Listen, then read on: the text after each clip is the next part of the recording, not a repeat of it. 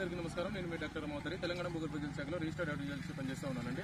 ఇందులో కనిపిస్తున్నటువంటి bore point 8వ తారీఖు ఈ నెల సర్వే చేసి ఇచ్చినటువంటి పాయింట్ అండి. అంటే నిన్న రాత్రి డ్రిల్ చేసుకోవడం జరిగిందండి.